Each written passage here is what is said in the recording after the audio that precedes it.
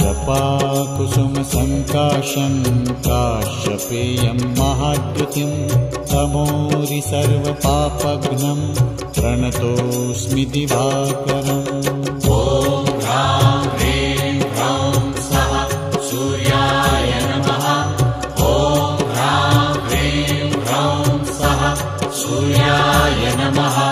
जपाकुसुमसङ्काशं काश्यपेयं महाद्युतिं तमोरि सर्वपापघ्नं प्रणतोऽस्मि दिवाकरम्।